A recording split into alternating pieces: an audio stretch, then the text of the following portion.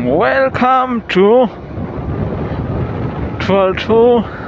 Ako chung kalkong vele kan la chalayang tihan Voi ni hi January ni somni pali sang hi somni parokon ya he to na hen da riat le thum ni nia he lai sai mo den tar po afia to khop mai fai to khop mai he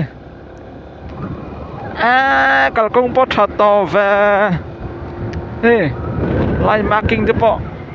o siam hal vek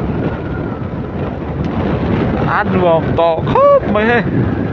mà cái cho lại về he dia khóc mấy khăn đeo là cho he ăn tôm sao mấy nè he đang lại về cái làm trên lại thì vào ngày ôm về cho he nuông tắc nè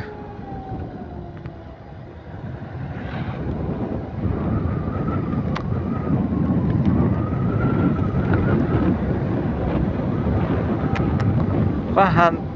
satu ve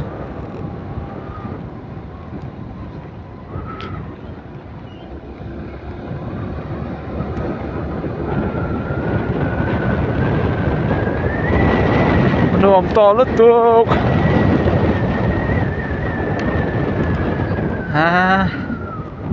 khai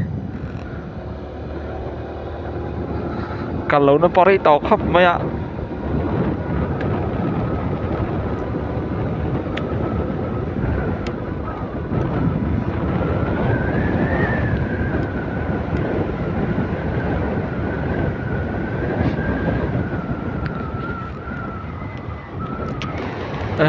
thầm nông phù chứ lên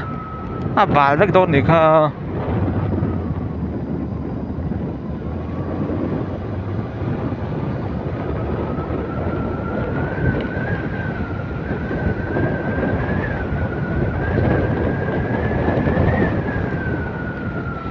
với những hiện sai là mà ta cả tung vàng in he rồi chú qua ta các tăng lệ vàng in ta làm vlog trả lệ gì he cả công ty này trở tạo box xia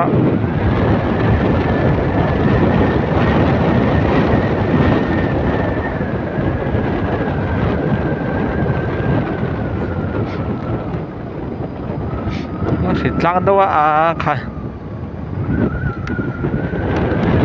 sẽ ống khóc mày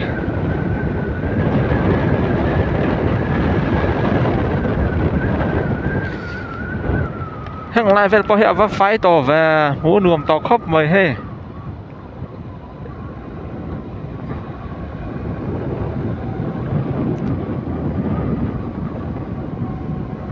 chân he lại chấm takin mang trà le tiền ta cắt mày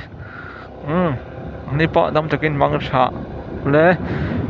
hang lại asil là mà nằm ha các soi á team hồi hem bọc khát đâu vất bằng khăn hàng sám phải thế sẽ có tia hè lỗ sám phải đâu vất thì chặt to khóc mày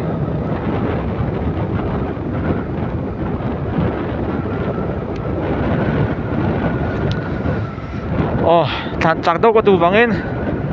hát tí rong kha chuột chu phát冲bel